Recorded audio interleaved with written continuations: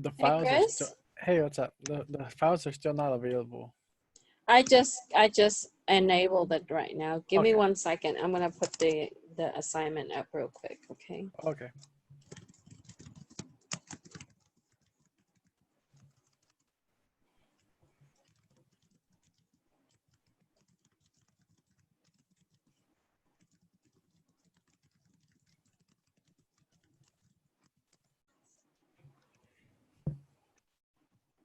Yeah, I had some revision.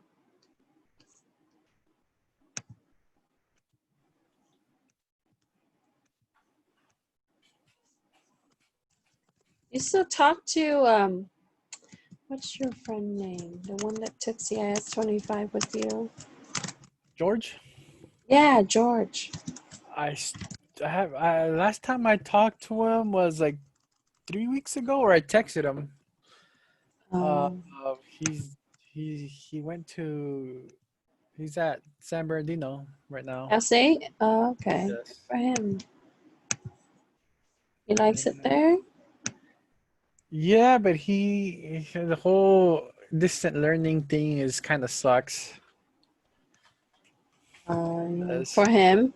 Yeah. Yeah. Well, at least he doesn't have to drive there all the time.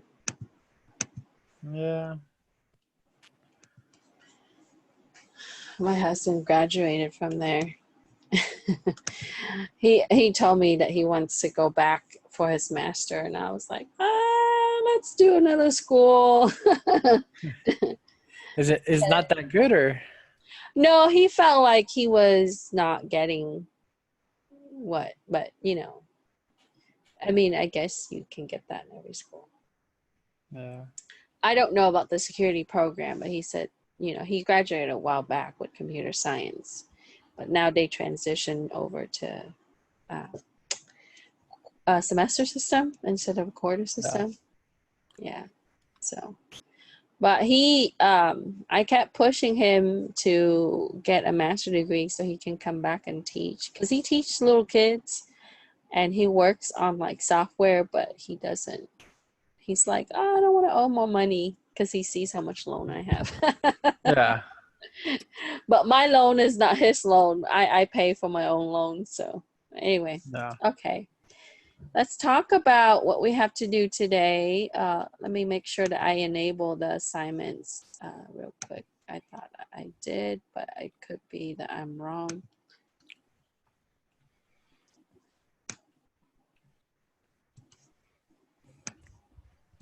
Oh, I didn't publish the assignment. I'm sorry. I thought I did. Okay. So this week is kind of cool. It's actually going over Windows stuff. Uh, so in forensic, it's always a plus for you to know a little bit more technical, because that way you don't have to research and do as much work, and you can rely on your own knowledge and skills. So when I started putting together the content, I said, well, this part of it will be perfect for somebody that's certified in Microsoft for administration.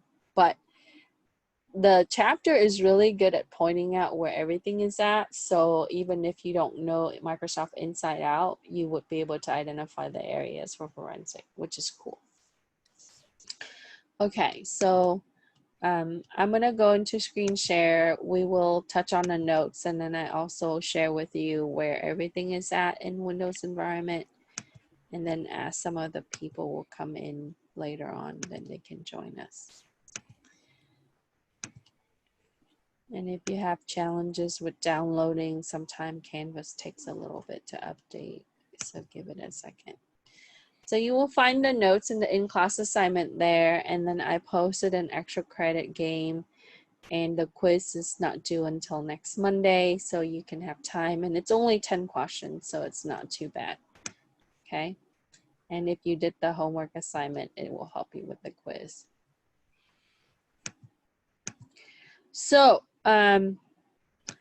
starting with today's note, it talks about Windows artifacts. And the reason why I think a lot of the books and the trainers, they really want to emphasize Windows is because so many companies and organization uses with Microsoft products. The majority of the time you're going to see, even if they try to stay away from Microsoft products, you're going to see at least they would have one or two systems that would work with their clients. Because, you know, in the case of where if you have clients that sending files, or with vendors, distributor, things like that. So you will see that there will be some form of Microsoft system that exists, you know, in most organizations. So we touched on file systems in the last couple of weeks and looking at files. This week, we're gonna really look at the OS, where everything is as far as Windows environment. And if you understand the Windows system where everything is, it's gonna help you look at things easier. So this week is mainly focused on Windows artifacts, on how to look at some artifacts in the OS. You know that every time that the user logs into the system, have some form of activity, the system keeps a log of it. We know this in security. So in any case, right, that we want to track a user, we would go to system logs, whether it's Microsoft or Linux or Apple. We would be able to really see what had happened.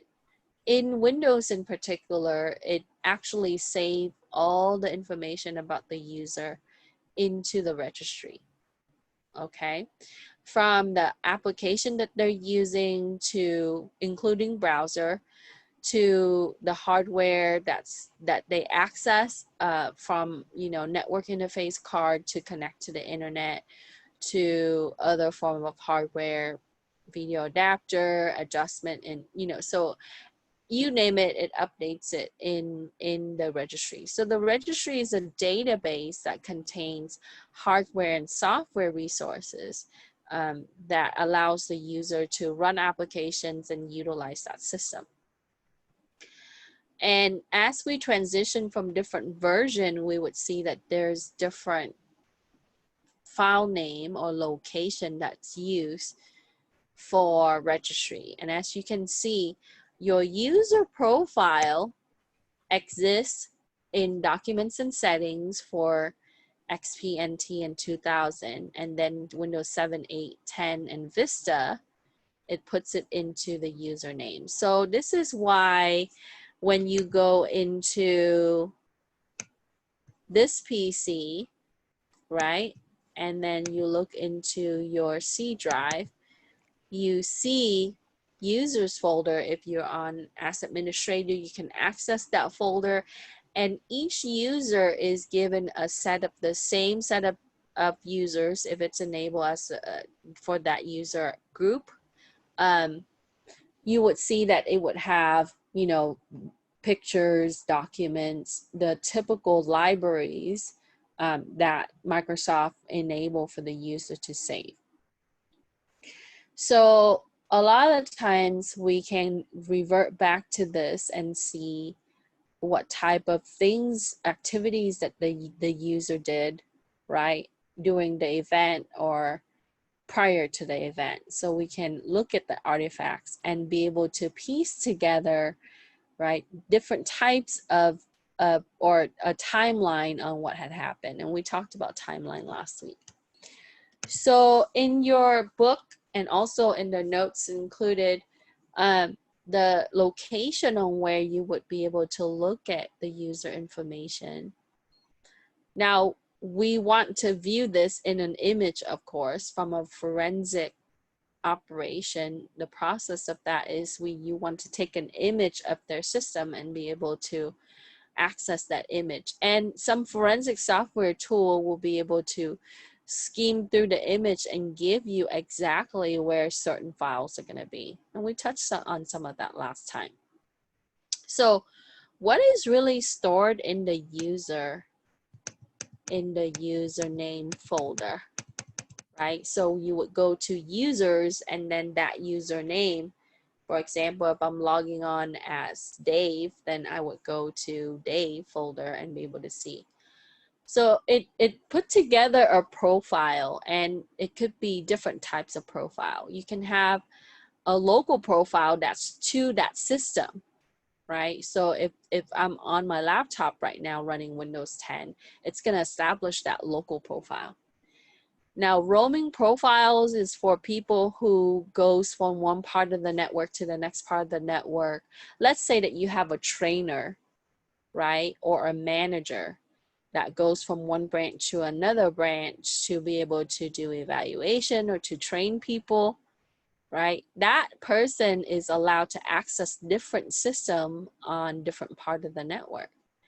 So what that will do is it would store the user profile to that local computer that they're using, and then it's going to sync that profile to the rest of the network. So this person can have the same profile wherever he or she goes. The application that's enabled that for that profile, right? The type of connection, the files that they need, stuff like that. So the roaming profile is going to usually first stored on a local system, and then, you know, periodically updating the profile onto the network, so that way it can be transferred from one area to a different area of the network. Okay. Now in Windows administration, the system administrator, they enable the user profile, and then they rely on the network administrator to enable the roaming part of it, which is they have to enable that on there onto the network policy. So now if you want to, if you see mandatory user profile, that would be where we can lock down the user to specific settings. So for example, I don't want the user to have any desktop icon, or I don't want the user to have, you know, specific things like recycle bin, so that way, because we don't want to then for them to delete any files in such example. So what we can do is we can have a mandatory user profile that's going to have specific settings based on, right, the policy of the organization for that set of user. And then it would still, right, store locally and then be able to update with the rest of the network. However, a lot of the things that are stored locally, let's say that I'm allowed to download, right, and open certain file. However, after the download and once I log off, I lose all of that. And you see some of this being done in school districts, and some location where they want to minimize some of the storage, you know, usage. They want to control the security aspect of it. So mandatory profile allows you to really lock down to a specific setting where some of the things that are stored locally won't be saved, right, or updated to the network profile. And then you would have temporary user profile that would be used to for system error or loading user profile and running into error. So when the user logs off, the profile is deleted. So it's only made temporarily, so that way the user can access that system. And you do find this because in some cases you will need this. Let's say that they have a temp worker that's committing fraud or it's leaking data. Then we want to be able to get some information from that individual, or in the case where it's a permanent worker that's, you know, using temporary user profile. Okay, so know that we store, the system store everything in registry in the hives, and your profile in a Windows environment comes back to this area of the hive, which is the ntuser.dat. This allows us to map, or the system map this to the current user as soon as that user logs in. From the time that they log in, right, until they log off, the system actually maps the account information, the user account, all the access, all the applications running, everything to, and save the settings information in the registry under ntuser.dat. So to answer our question, let me get my file open here. For the first question, it asks you to assess where can you locate the user profile. Now that we talk about the profile, right, in Windows 7 or Windows 10. So in the later Windows, you can go to C, users folder, and then you can look at the username. Now keep in mind that you might have workstations that would have multiple user account, right? Like people share computers at work. So we have to look into specific profile when we're looking into the image. Okay. And in ethical practice, for ethical practice reasons, we don't want to look into other profiles, right, when we're investigating, unless there's some form of link to that particular user. Like let's say that user is logging on as another person as well, then we would look at the other account. So in security, ethical practice for security is that we are governed by the scope of our case or what we are approved to do. Okay, so you can find that in C users folder. Okay, and there, you know, you can go to this PC and then access the C drive. Once you're in the users folder, you would see how the type of users, and each of those would have the folder. And you don't have to list all the detail with the user profile, but you can just, by, you know, from the notes, it gives you everything there. You have the local user profile, that's one type. We talked about that. Roaming user profile, mandatory user profile, and temporary user profile. So temporary is created when error occurs in the system loading the user profile, and this is deleted once a user logs off. We can still find this temporary user profile, right, by looking at unallocated space, because it automatically deletes. It doesn't mean that we cannot find it. The mandatory user profile is, there's some things on the local system that's going to get deleted, but we can still find that. Okay, so here it kind of point out some of the things that would be in Windows, so that way you know exactly where that would be and what to look for. Okay. Okay, so as we mentioned that you can locate the user profile in the registry, and the area that the area where you want to look for the H key is the ntuser.dat. So regedit, in the older, you just run and then you type in regedit, but on the newer version of Windows, you simply search for a registry editor or regedit, and it opens this up. It's gonna ask me, so I said yes. So here, what you would see is that for my current user, I would have everything that would relate to that current user. Okay. From the app events with that ties to applications, right, that I'm using, and browsers are part of applications, to the hardware devices. Also under H key users, we're going to come to this in a little bit, it really ties back to my privileges and my permissions and, you know, my security ID.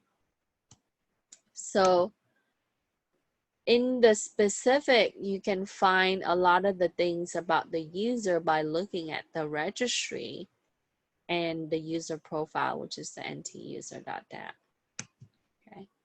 So as you can see, there are different H keys. Now, people say to be careful with modifying this, right? Because people can modify it and then they would cause system crash, or, you know, issues with their account because they don't know which area to look into. Okay, so reg edit is what you looked at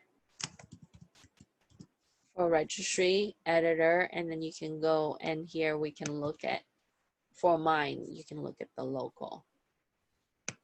Okay, so you can practice that looking at yours at home if you have, you know, your Windows OS.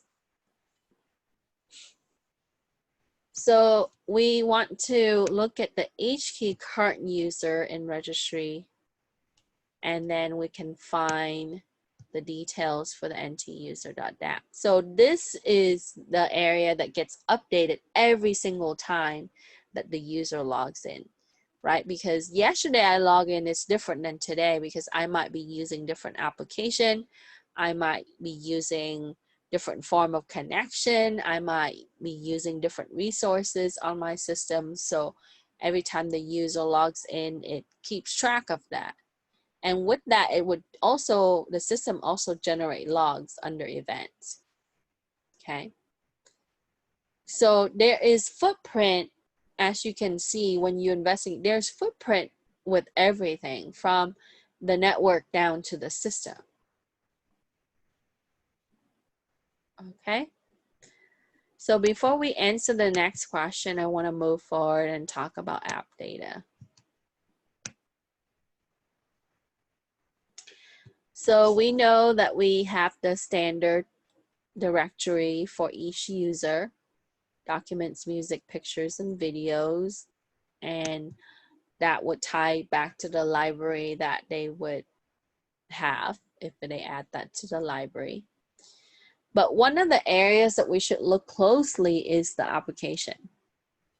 So the app data folder is hidden, and it would contain preferences and profile configuration. So it's gonna break it down to different areas of that. Okay. Now, the app data tells us from bookmarks, history of web browser, all the way to like printer shortcuts to the website that they visited with, you know, because almost all website now uses cookies to do data analysis on who's visiting their site, what kind of marketing tools they can use. So app data is essential, especially in today's world, right? When everybody's using browser for everything, internet for everything. It also ties to, like, you know, send to, where it would rely on other applications, possibly could be email, could be communication channel, right? And then also start menu on what application would be loaded and be used. So there are a lot of things that we can tell based on the app data. We can find as artifacts. Okay. Now, it also contains install programs, temporary files, like internet files and history files. Okay. Now, if they have the privilege to delete these things, what will happen is it would put those files into the unallocated space or the slack, depend, right? Mostly likely in unallocated space, so we can go and find it. And then we'll talk about the recycle bin down the line. Okay. So to answer the next question, it says, where can you find users' preferences and profiles for apps in Windows 10? Okay, so I enable certain preferences for certain applications, even with game, right? Like the things that you save for web games or web app, sign in, authentication information, points or score, all of this can be tracked or go reviewed in the app data. So you would go to users folder to that particular user, and then you would find the app data, which is hidden. So in Windows environment, you have to unhide, right? And then to be able to view it. Now, if, you know, we don't really click through the image and find it, we utilize forensic tool, because when you open that folder, it changes the state for that folder for that user. So we want to use the forensic tool to look at the content. Any questions so far? Okay. So in the roaming profile, for the roaming profile, you can go into the app data, roaming, Microsoft, and Windows. And the things that are stored in the roaming user profile are cookies, browser history, favorites, templates, printers, etc. Temporary files. So we would be able to gather a little bit more information about such user by looking at these user profiles. Okay. And just to kind of take you out of the Q&A sense, right? Let's go back to here.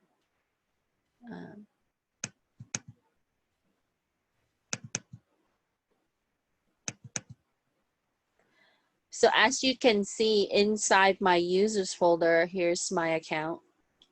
Okay. And then I would have different areas of my profile. So in the case where if I need to be roaming, right, there's the resources for roaming, and then I would have my basic library, my favorites. So this is why it ties everything back from the file that you download on, as that user account, to the resources that you access, to the cloud drive authentication that you have, everything, the searches that I use, and so forth. So this is why people can find a lot about an individual by looking at the user account. Okay. Any question?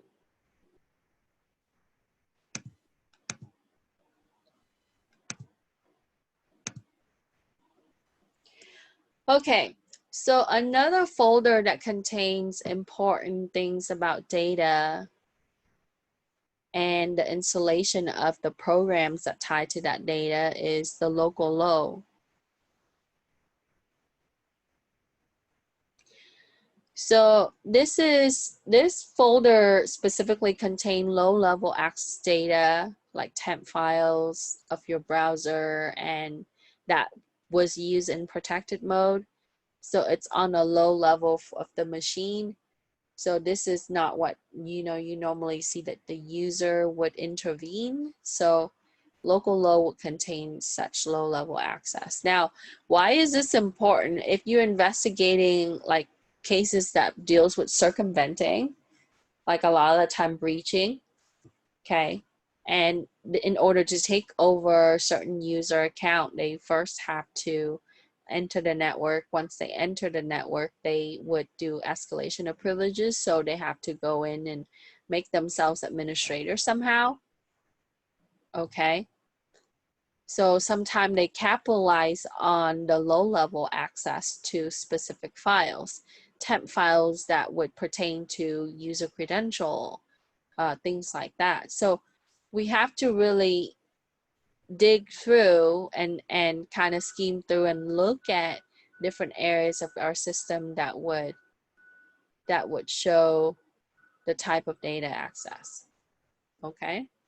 So in the next question, we would answer, where can you find the low-level access temporary files in the local low folder?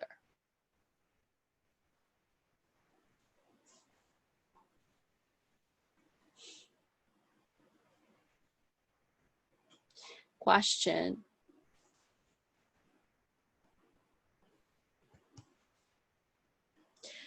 So, and as you go through this, you're gonna start piecing together on where we would look, right? If you have the proper tools and the resources, it's very transparent. Everything in the system, from a forensic standpoint, we should be able to see from the files, the hidden files, the user accounts, and so forth. And with this knowledge, right, you want to be able to ethically utilize the knowledge to make sure that you apply this for good, okay? And there's always a gray area. So remember, we don't look for things that we're not approved to do, because that would make it illegal, okay? So a registry is a way that Microsoft organize hardware, devices, application, software, and user, and associate the user to specific hardware and software for their access purposes. Okay. What does it mean for us? Well, we can look at what they install, what they use, the type of files, the settings that they have, the files that they deleted, the things that they modified on the system. Registry will give us the picture of what had happened. So where do we really piece everything together?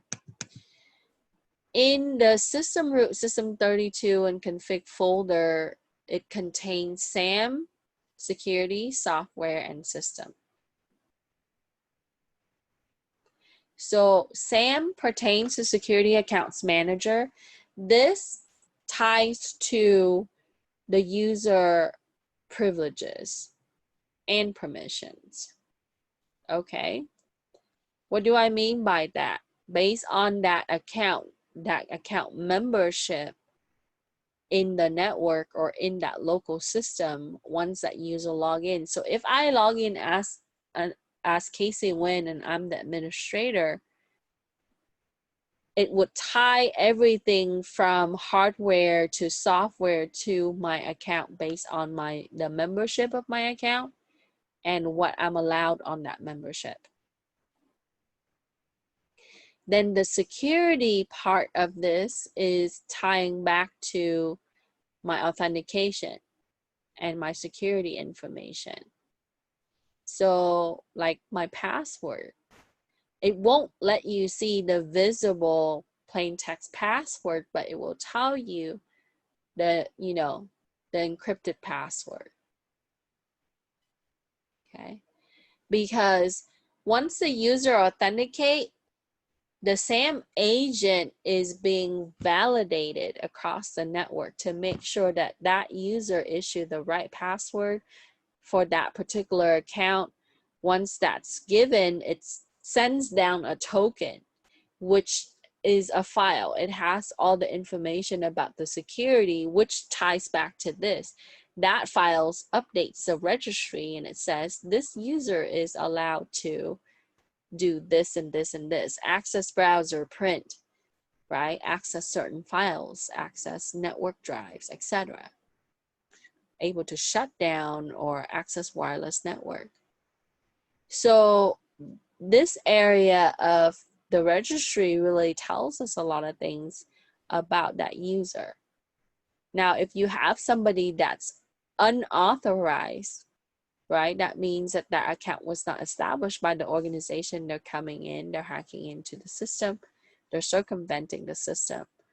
Then we have to evaluate what kind of security settings they have, what kind of credential did they establish. So this tells us the bigger picture, okay? Then under that, you also have software, which is about the application that they use, and then the system, which is the hardware and system configuration. From, from USB drives to network interface card to everything that you need is in the system. Okay, and that is part of the NT user.dat. You will be you know, when you test for Microsoft certifications in the security area or the administration area, it comes back to this question a lot. And also for forensic for this class, for Windows environment, it's going to ask. Okay. Any question? So in question 7, it asks you, in Windows 7 and Windows 10, where can you locate the user password and security information? We won't see the password in visible plain text, but we would know what type of encryption tool is used for that password and so forth. And Microsoft only use specific encryption in their OS, right? That will be part of the registry system root system32 config and in the security hide. So when we look at the registry, and again, I'm back into the reg edit, right? Here's the editor so you can see. And as you go through, like I said, in the system, it would have a certain value set for certain things like volatile environment, like for RAM, things that needs power, even the keyboard information.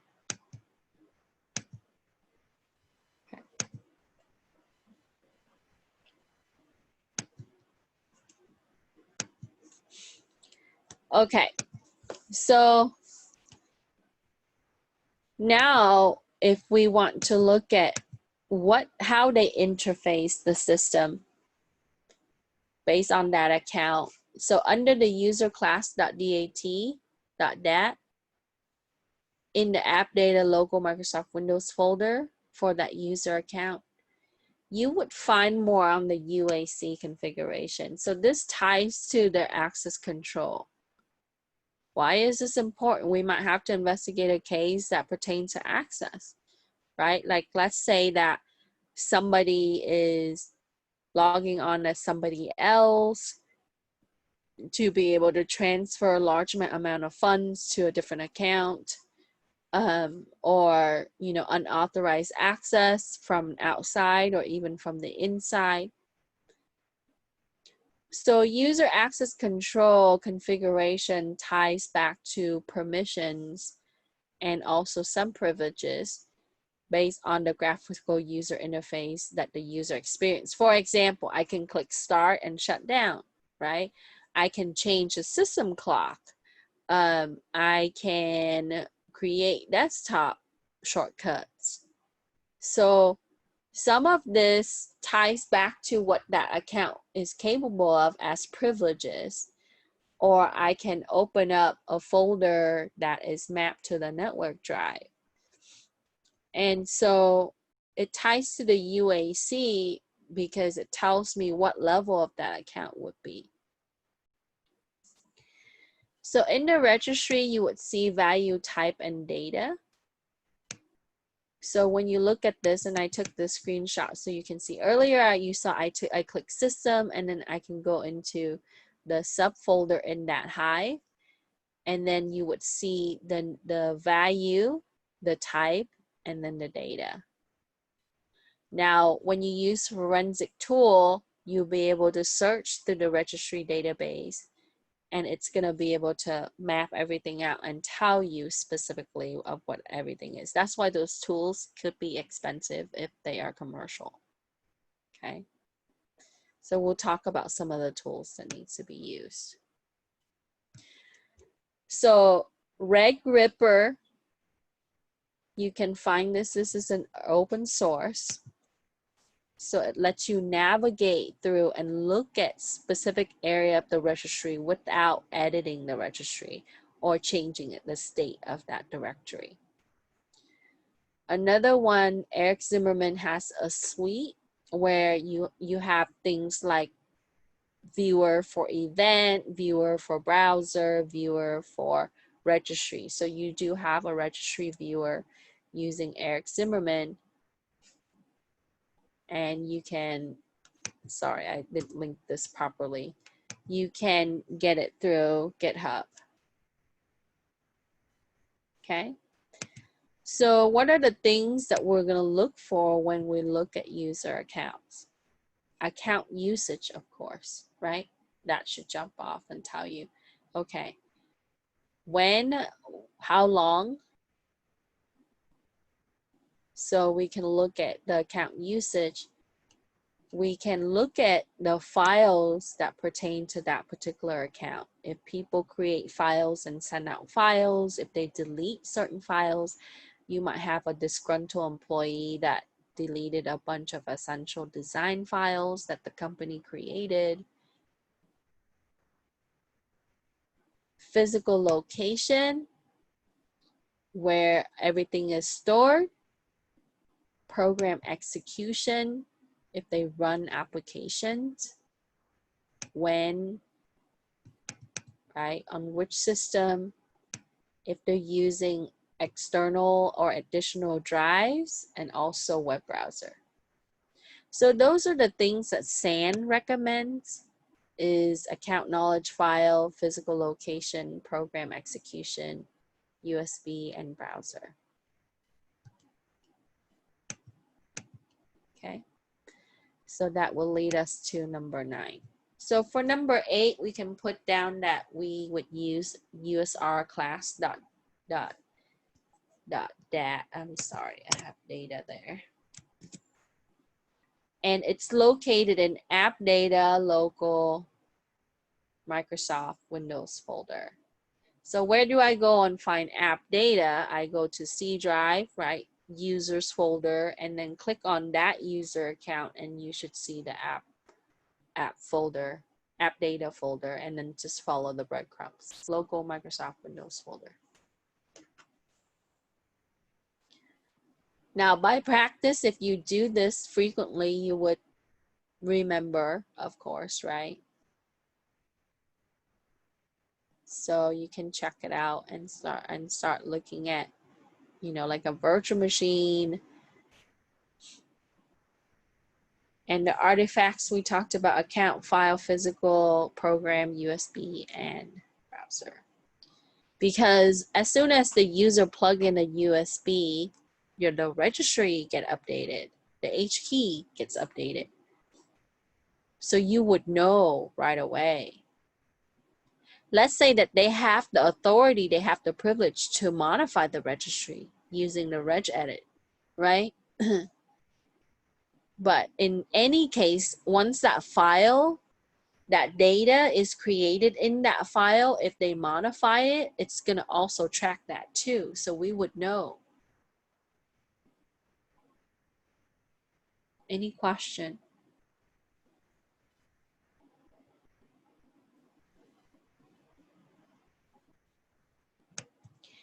Now, I mentioned this before in my security class, and maybe this class throughout the beginning. When law enforcement secure or confiscate a system that has multiple user account, the earlier chapter they touch on this, right? There gotta be court order to be examining that specific account. So if you have 3 users on a shared system at home, and if one user is being suspected of a crime, right, they usually would approach everybody in the family and ask if they could look at other user accounts, in the case that if that suspect is logging on under a different user account. Now you can permit them to do that, right? Because automatically a lot of people think that if I don't, then it might incriminate me. But if you don't permit them to look into your user account, then they would try to go through, obtain a court order. Okay, even if they take that system, if it's not. Question Yes. on that. Will that computer already? Devin, I lost you for the last half of the question. Say it again. Sorry, my internet's being crazy again. It was just that computer has to be in the police presence already, correct? Yes. Yes. Once they secure it, let's say that they bring it back to the police station, right? Or if they come to the crime scene and they're there and they say that this is the system that they're gonna take, then they have to, usually they ask the family members. They would ask whoever that's around there if they have an account on there, and you know, they will get you to sign a piece of paper saying that they can either look into it, and if they don't look into it, if they have questions, they might come back to it and ask you, you know. So now this is a gray area. There's always, because when I teach the legal class for this, for security, you know, even at the graduate level, they always ask me. Okay. So there have been cases where people are using somebody else's smartphone and then they get caught communicating on that smartphone, and it becomes a question of ownership and properties and, you know, legal matters where, so yeah, in that case, you have to get the owner to allow, yes, you have to have police present. And they, you know, in order to confiscate system, they usually would have some form of warrant or a probable cause. Okay. Okay, any other questions? So, yeah, I wouldn't, a lot of the, you know, from the legal side is that the attorney would tell you that you don't volunteer for anything, you don't allow anything until, because in the case that somebody else is using your user account, that brings you into the picture, and then that could create other issues. So all else, right, you would ask for an advisor, and then with that, they can look into specific law and how that would pertain to your case. So, okay, using the registry viewer tool, and we'll talk about some of the tool. You can also find when the user last logged in. And SAM is, you know, like we talked about SAM. As soon as when you log in, that's established. So you would be able to find when that login. And for security, that's really important. Outside of forensic, we would be able to look at the logs and also to see when that user last logged in. Because if you have somebody that went on vacation for a month and somebody else is using that account, it should show that there, right? Like you would have a financial manager that's been on vacation, and maybe, you know, the assistant or somebody that would log in with that account, because sometimes people would do that so that way they can get work done. Like they would tell their assistant to access this and do this and that, and they're not supposed to do that, but they do. By policy, you don't share account, but they, you know, they underhandedly ask, and so you can find it that way. And in some cases, you know, forensic will step in because they want evidence to be able to fire someone like that. Okay. So you would have, you would go to Windows System 32 config SAM domains, pertain to the domains account, and then that particular user.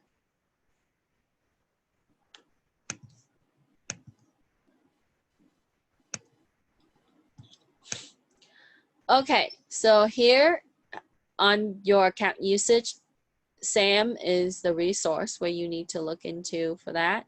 The path is given there on page 4.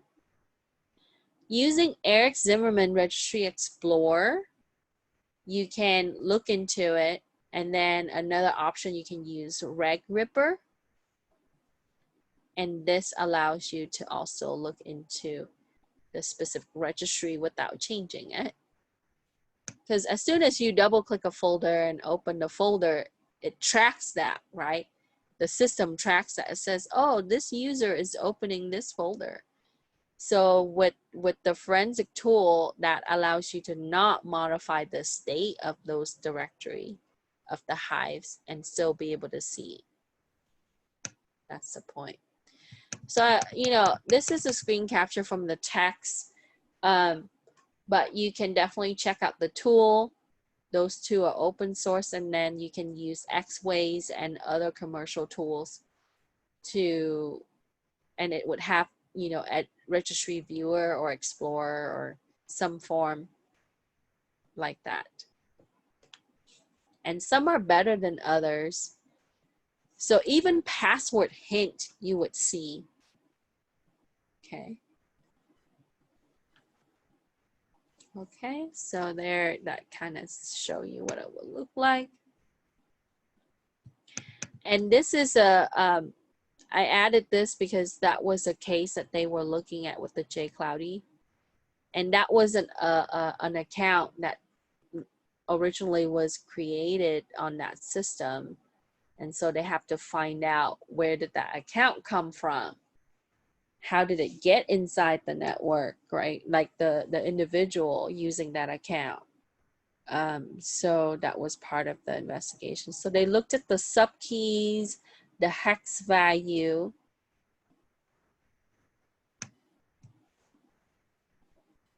and then they also checked to see if it was deleted. So on other software like the regRipper, it gives you a little bit more on like the summary. So you have the account name, and then this SID is important because it ties back to the access capability for that account and what kind of account that is. Okay. And then it translate the password hint into giving you the plain text on what the user saved. I never use password hint. I rarely ever use it. I think it's a huge security hole for the account, especially when you're looking at from like a breaching of a database, right? I am skeptical about security questions because security questions tell you a lot about the individual. So, and you know, when you take ethical hacking class, they tell you that you can find out a lot about the person, of course. You know that by just Googling that person, by searching that person. So, but in some cases you have to put in security questions, right? I really think when I advise administrator for security, I really think security questions, you know, it's good for like validating the identity, especially when people lose things like password or credential. But if you're using biometrics, it's really no point to use security questions because you are who you are based on, you know, your characteristic biologically. So that's why people should transition more into biometrics instead of passwords. But anyway, that's just side opinion. So here regRipper give you this. So you notice that at the end it gives you that 1001 right there, right? And that's the SID. That's your security ID. This is important because the SID, it's an object, and you see this more in Linux, and it would tie the type of security level to that object. Okay, so it would tie the RID with that, which is the relative identifier. The example that they give you here is if you see 500 SRID, that would identify as administrator. So Microsoft uses that value to indicate that that is an administrator account. That's the membership for that account. So when you look at these values, it really represents the membership of account levels, right? Like the account levels that you have in the Windows system. The guess would be 501, and you know that guess is very limited. It's hardly ever being enabled. Okay, so it has specific value because the system, after all the interface and the, you know, the software capability, you break it down to, it calculates everything, right? The computer calculates everything. So it needs to say that, okay, that's the object identifier, and this represents this type of privilege. Okay, so here it shows that the RID is 1001, right? That represents that it is a user created account. Somebody made that. It's not an account that's made in the system. It's not a built-in account like administrator or guest, okay? So it would be something that people would put in the username and password and make it as a new account. So here it tells you different pieces of it. S indicates the SID, the specification version number, identify authority, but the relative ID, and then this tells you the domain or the computer identifier. It could pertain to the local system name, or it could pertain to the root, the domain name.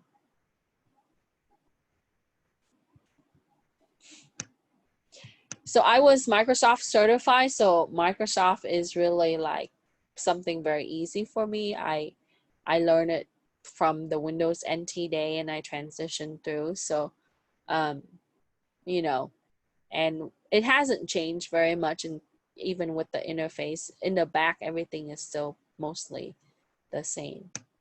Okay, so here's some more information about that, and I encourage you to really read up on SID and RID, and that helps you understand the account structure so much more in a Microsoft environment, especially when you're using command line, okay, like command prompt. Okay. All right, so the other things that we should also look at is the event viewer, and this is important for security in general, not just forensic. Forensic is when it's a reactive environment where we go in after the event happens, we're looking at what had happened, and we're piecing stuff together based on the logs, the files, and the things, the artifacts that we could find. So with security, a lot of the time, yes, it is also a responsive environment, and we have to go into systems, applications, and security.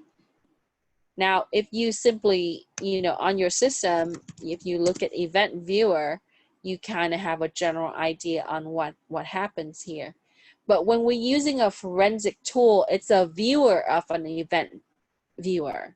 So it actually goes in, it acts like an event viewer, but instead of opening it and changing it, we can use a tool to look at it, and it also categorizes things for us. We can search through it. Yes, you can look through specific things here. So, in the event, it would track based on what it's set to be tracked, and most of the time it will look for critical error warning information. So anything in the sense of uninstalling something, it would also track applications and services. And this ties back to your registry, okay? So your Windows log, application security setup systems and such. Now, some administrator, they won't save a lot of logs because it takes up storage, so they might reduce the log size so you can customize it. But, and in security, a lot of times we would advise that they would try to have a way that they can map out all the logs through the periodic time, because if you have a time gap, it's really hard to find out what had happened, and the event could occur during the time gap. So this gives you a picture of what has occurred in the Windows environment as events. Okay, so event viewer, and the logs, specifically the logs file, is located here. It's in this path under Windows System 32, right? Win event logs. So when you use the interface to access that, it retrieves the log information. So for example, right, like I can go in and let's say that I'm looking at some kind of error. So this is my error for kernel event tracing. So, and the screen capture that they provided in the book could be different based on the event ID because it could be a different event, right? However, you would have some kind of information about that event, the timestamp, the log name, okay? So we would be able to really find out where that log is, when it occurred, and then you can specifically go in and look at the details. Microsoft does this also to provide like their database of specific security logs. So in the case if they have a fix for it, you would be able to see that. Okay. All right.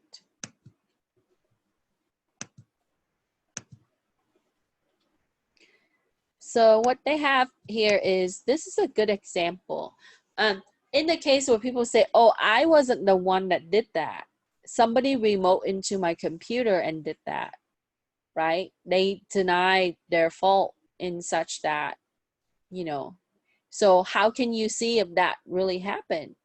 Well, check RDP, remote desktop protocol, and Windows use this to allow remote connection. If it's enabled, then you know that that's, you know, possible that it could happen. You can't say 100% for sure. You have to really look at what account was used to remote in from what system. And then we have to look at IP and traffic history at that window in time as well to really have a bigger picture for sure. Okay. So in the case where they make the excuse and say RDP, well, look into RDP. And the ID number for RDP is 4778 and 4779. Okay, to see if it's connected or disconnected.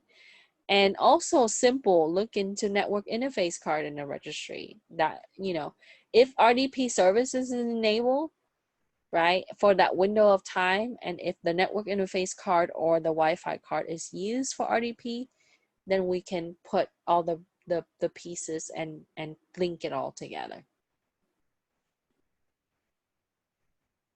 Okay, so that's a good example to look at. So for our next question, it asks you, we already answered the event logs one. So it asks you where you can find the logs for the events that will be under Windows System 32 when EVT/logs.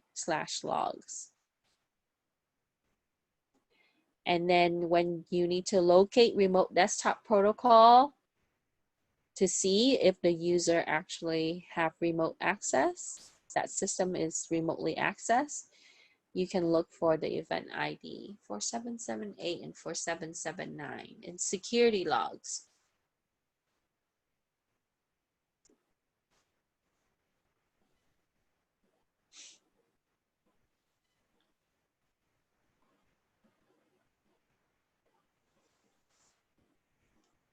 Okay.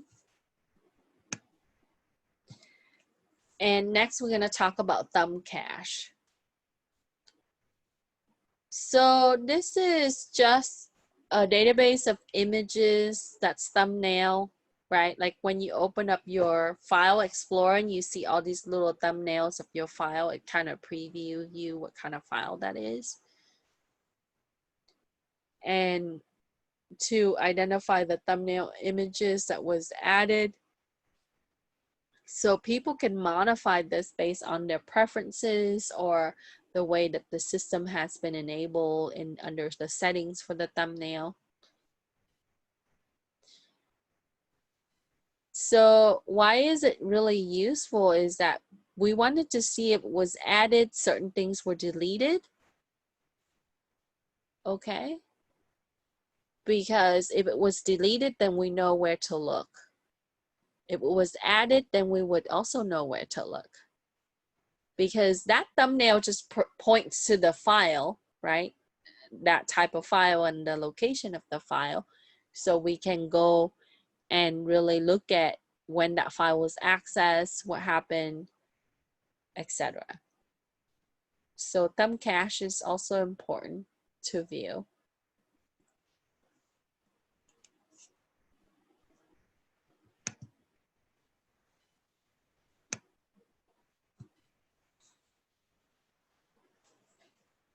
And as you know, right, so Chris has asked me day one when I was teaching Python class, says, I don't know why, like whenever you open your Python file, it goes directly into your USB drive. And so, but mine, like I have to browse through and I have to look at, you know, this PC and go to, you know, the folder where I keep it.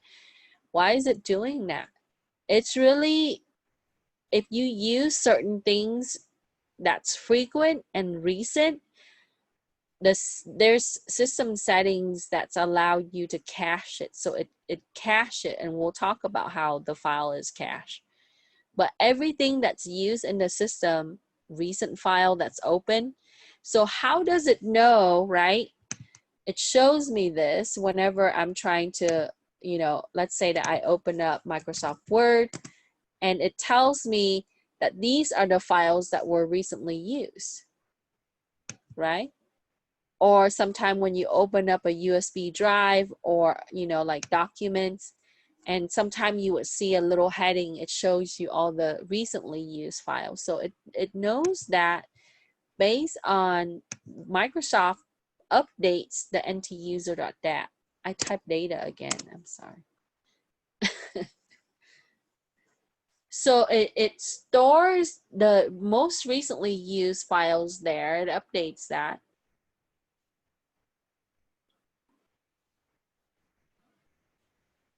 Okay, so all we have to do is check that. So let's say that you have a case and this user delete a lot of files. Open transfer file to USB and delete it. Okay, so we have to see what was accessed. And the way that we would do that in Windows environment is we would go to the location ntuser.dat. DAT. Any question?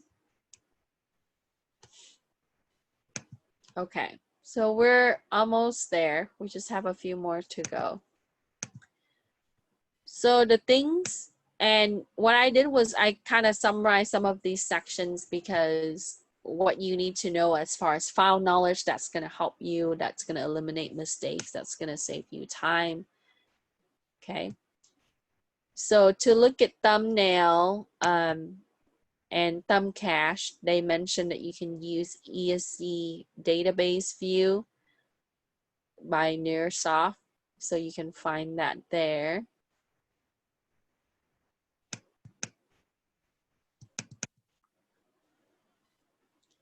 And then if you're also looking at details about browser activity, like earlier we talked about the case where, you know, the author of the book, he mentioned that he investigated the case where there was child abuse and the mother would search on the browser for keyword to help fix child injury. So that way, a lot of the time people would try to hide it. So they had to look into browsing history to see if there's certain type of searches were done, right? So we would be able to identify. Now, you got some historical browser, like IE 6 to 7, that's very old. Like that's probably pre-XP. Okay, but never count out the legacy system because you might have a legacy system that's still connecting, that's still being used for different things like old files, old application. And then before Edge, and this is going toward Windows 7, the beginning of 7, you would see IE 8 and 9, Internet Explorer 8 and 9. And then they updated that for a while, and then they transitioned to Internet Explorer 10 and 11, which is what you see at the end of Windows 7. And then they discontinued the Internet Explorer, and then they launched Edge, which is still Internet Explorer, just a different name. And they modify the way that, you know, it's searching and it's giving you some of the better interface and security, etc. So that will be post 10 and 11, but if you look at Edge, if you research it and find the versions, it's still going to pin back to the older Internet Explorer 10 and 11. So safe to say that that's where Microsoft ended up with their browser. They recently pushed an update and it totally messed up my thing.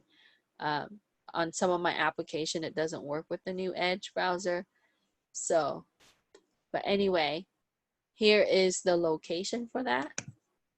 So you would have to look at web cache for the later OS with the newer browser. And we would use ESE database forensic tool to view. X-Way is another tool. Okay.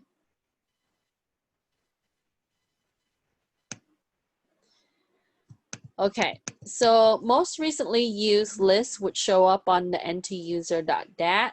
So when you use these tools, it would group it for the most recently used, and then it uses the MAC time. We talked about MAC time last week. It uses the MAC time to organize that. What's the most recent file?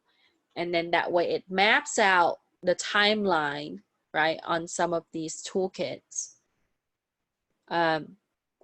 But it's going to give you a lot, possibly it could be a lot, because even when the user log in, there's a lot of system files that's being accessed. There's a lot of different application files and different things that is associated with the activities that they're doing at work, or, you know, even with looking around. So sometime you would see like 150 files that would be listed. Okay. So you have to really look at the last modified time, the timestamp. That's going to correspond. So you have to sort and filter it. Okay, ultimately. And insecurity, a lot of the times, not very glamorous. A lot of the things we do is like looking at a list of things, looking at logs, creating report, doing analysis, statistic. Right, nothing crazy special. Even on the ethical hacking area or the forensic area, where sometimes you have a little bit of excitement, and then but ultimately it comes down to analysis, and that's our work. Okay. All right. Any question?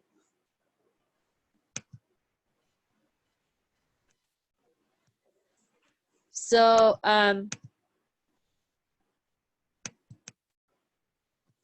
let's talk about recycle bin. I know that we've been touching on it sporadically throughout the last couple of weeks. You know that when the user deletes a file, Microsoft puts a recycle bin as in case where people can recover from their mistake. If I accidentally delete something I don't intend to, I can put it back. But what is really happening when you delete a file? This is what's really happening. Okay? So when the user deletes the original file gets renamed and it becomes part of the recycle bin file. So think of it like it takes the original file. Let's say that I have it in documents, and it links it, it puts it into the recycle bin directory with the files. Okay? But in the rename process, it's going to put the dollar and the R and then additional alphanumeric characters with the file name to indicate that it is now a file in the recycle bin. And you can go into the recycle bin folder and look at what files you have in there, and you can recover from it. When you do that, when you recover from the recycle bin and put it back, it just removed that rename file, and then it ties it back to the original location. Okay. So the file extension is exactly the same because that tells us about the file type. Also, it creates a second file in this process, and it uses the $I. And it also add the alphanumeric characters that's the same as the other file name with the $R, right? And so what this does is that it would create an extension of the same file. Okay? So that way the system would know that this is a file that's placed in the recycle bin, but when they recover, it just removed those things and put it back into the original location. Now, if you completely empty the recycle bin, those files, right, was in the allocated space, it gets brought to that space, become available, so that that space where the file was stored become unallocated, where it could use that to store new files. Okay. And that would be the process for Microsoft. Okay. So first thing first, it renames the original file, put it in the recycle.bin. Then it's gonna add the $ and R with characters. Then it's gonna add the $I with the same 6 alphanumeric characters, letters and numbers. And so that way it would have the same file extension with the R, so that it would pertain to a recycle file.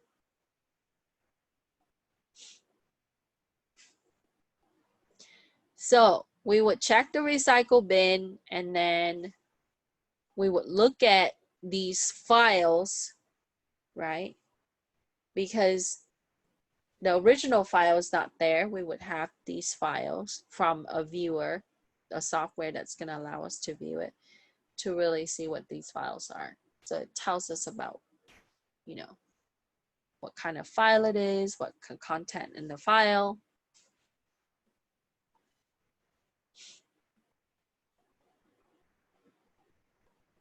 Okay. Any question with this?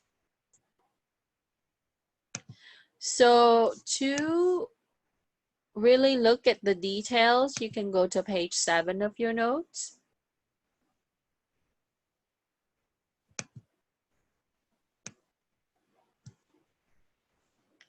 Okay. And then it shows you some example.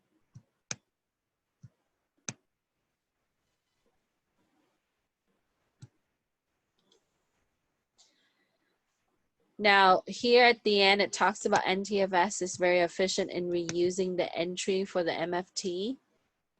So it might be difficult to get the I file from the unallocated cluster. Okay. Then next, we're going to talk about shortcut files. So whenever a person creates a shortcut on their desktop or in different area of their user account desktop, you would see that it would create a .lnk or the link file. So that allows the application to link to specific file or the resource to be linked. Now, this is useful for us because it's going to tell us when we look at those LNK file, what kind of file it is, the MAC times, right, when it was accessed, it was modified, changed, etc. File size, file path, and where it is in the volume.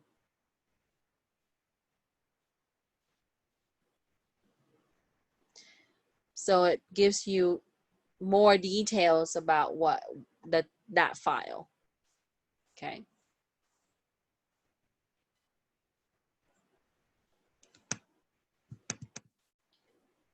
Okay, so where is this located? It's under the recent folder. So you would go into the username under the users folder, app data, roaming, Microsoft, and Windows. Okay. So I'm going to show you real quick on what that looks like. I had it open earlier, but so under the users, right, here's my account. Okay.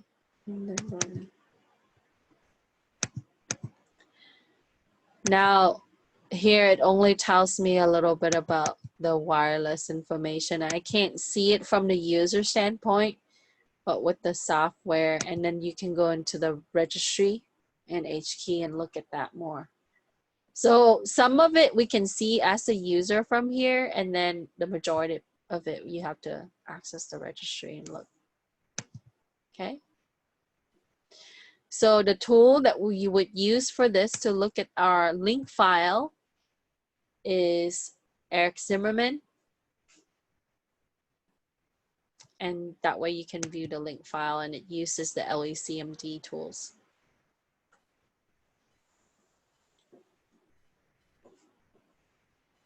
Okay.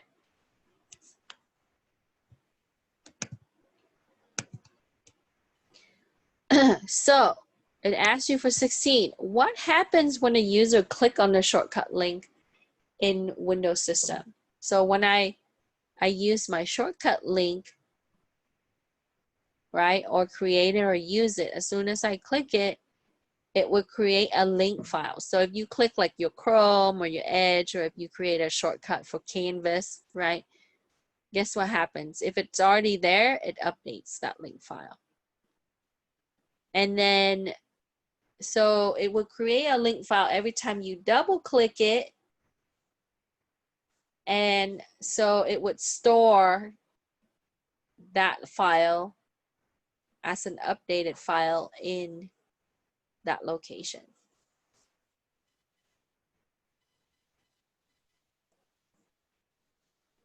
So you can also identify what the user had used recently if they're using shortcuts. Okay.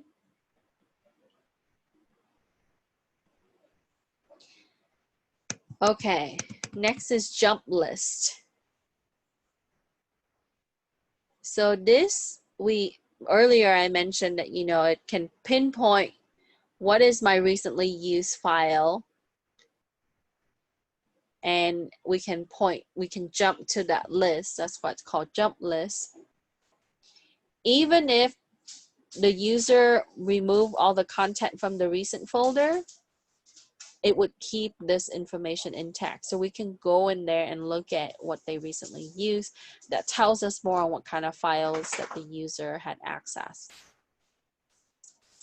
Okay, so JumpList is important. Okay, any question?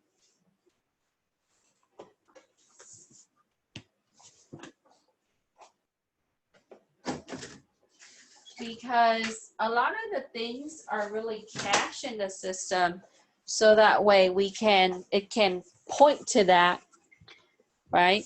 In the case where if I worked on something, I can go back to it. And that's the way it's designed. And it's also designed to track everything. So.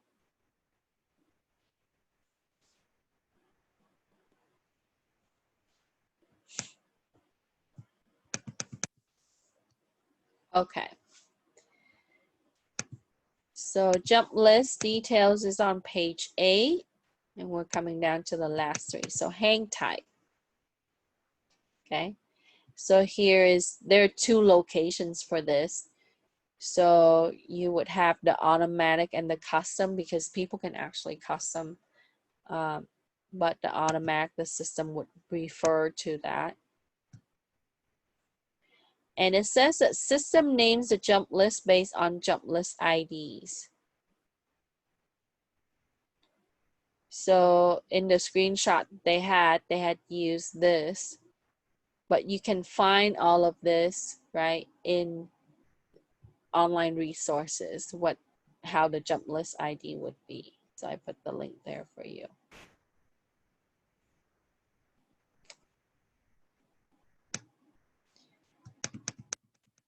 Shell bags. are register keys for the folders and library that's accessed on GUI, meaning they click. So what can you find with that? Network devices, removable media, your USB, encrypted containers if they're using encryption. So that's in your user class.dat file. So if it's not in NT user.dat, right, pertaining to more of the system, and then it would be for specific user class.dat. That's more on like the interface, the access, the user access type of objects. And Eric Zimmerman's Shellbag Explorer allows you to analyze the shellbags inside that file for Windows.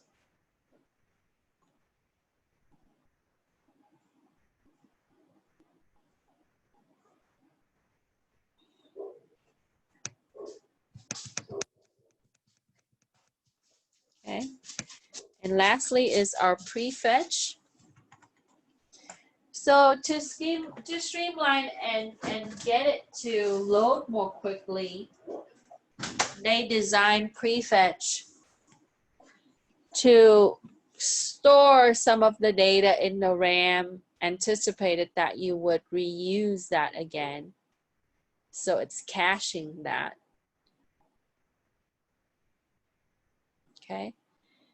So the prefetch files is saved as a .pf extension, and it's in the prefetch directory under Windows.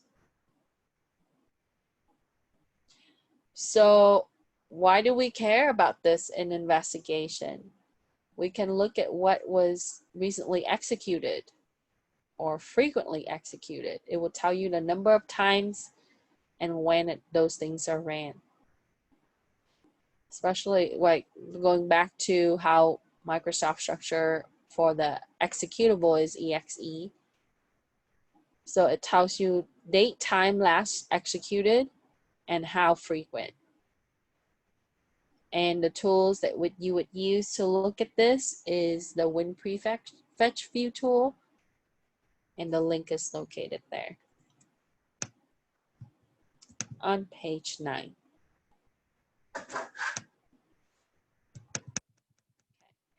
So to answer that question for number 18, it says, why do investigators examine prefetch for Windows system?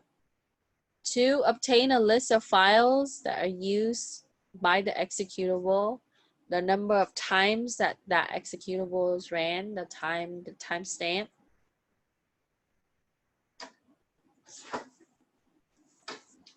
Okay. Any question?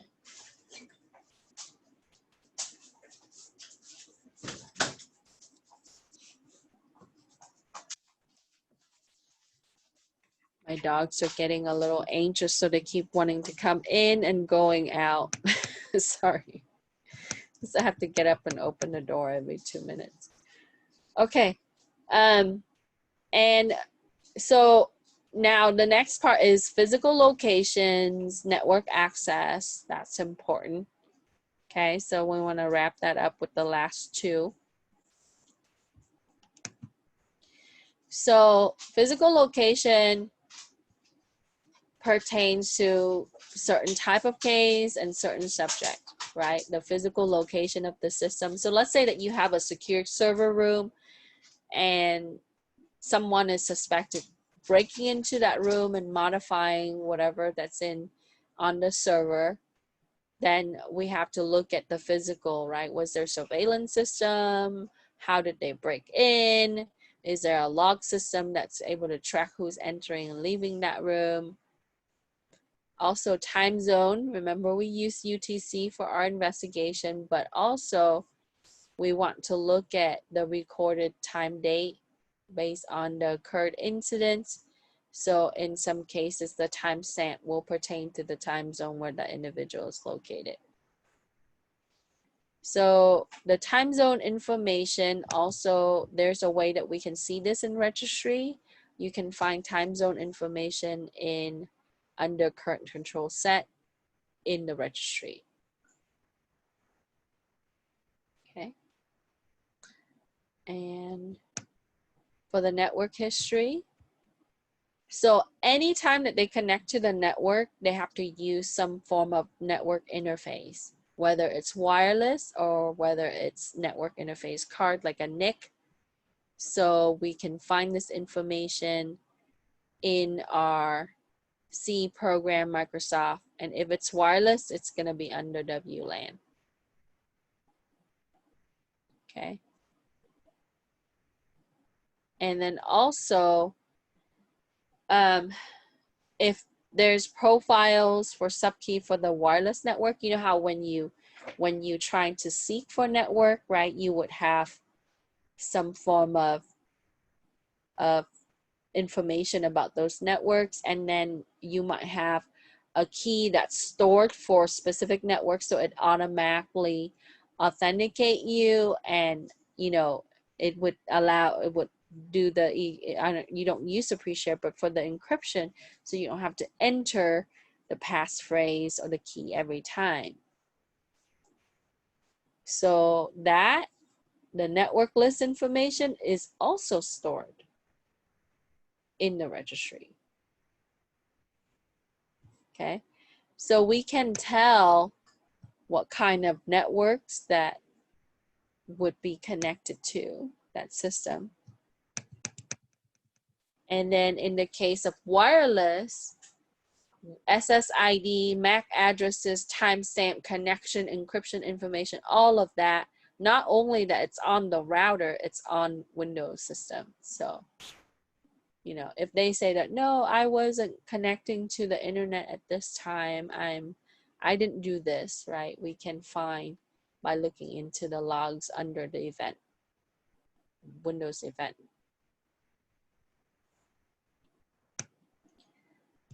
Okay. So some of the ID that would pertain to the wireless, those numbers are listed there. They would pertain to connectivity, association, success or failed connection, disconnected connection. So whenever you get booted out of the internet, right, that gets tracked. It generates some kind of error ID, and that would go into the when event logs.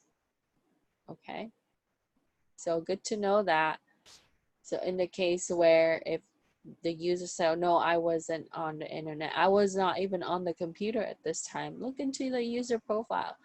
Within that, we can look into the network connectivity, and that's how we do it in Windows system. And then we can also look at the type of program that's executed sometime at the start. So the startup options, the JumpList, the MRU. If they're using user assist for different things like to read, to zoom in, then we would be able to find all of that in ntuser.dat because it pertains to the system. And lastly, for shimcache and USB. So shimcache is a way that it would track compatibility of applications. So it would store some of that information, the attribute of that application and the updated with the compatibility for the application. And then when they plug in the USB, it is also updated because it's a hardware, right? So there are two register key that it updates, that one. And did I put the other one? Yeah, the other one, the current control set enum, ESUB store, and the USB. Okay, so we can tell when they attach the USB.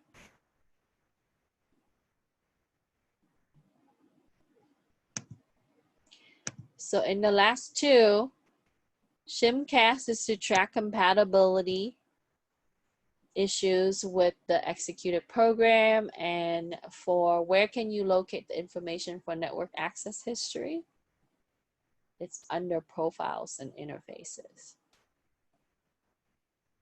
And as I tell many of my security students, the system doesn't lie.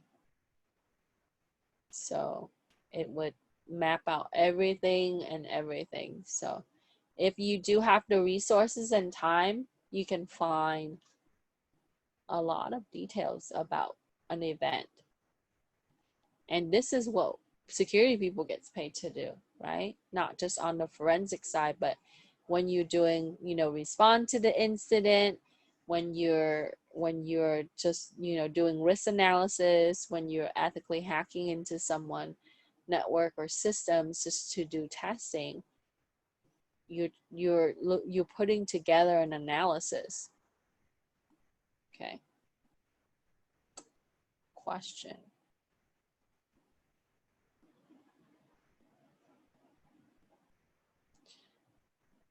And the chapters is less than 10 pages long. So if you have the book, you can go through it and read through it. There's some screenshot and some of the example that I had left out. I mainly took the main pieces so that way you can use it for general practices for digital forensic. The tools are given to you there. This week we're also going to do a lab. So now don't forget, I want to remind you there's a quiz. It's short, it's 10 questions. You have 3 tries. The best score out of 3 will be recorded, so it's 50 points. It's based on your homework assignment. And then before your quiz, if you want to participate a pre-quiz game, it's on quizzes, and you can earn 20 points extra credit. When you visit the link, put in the game code, and please use your regular full name so that way I know who's who in the case that you win. When you complete the game, I think it gives you multiple attempts as well. Take a screen capture of your score, submit it so you can get some extra credit. Now, if you get the highest score, then after the close of it, which is next Monday, I will send you an e-gift.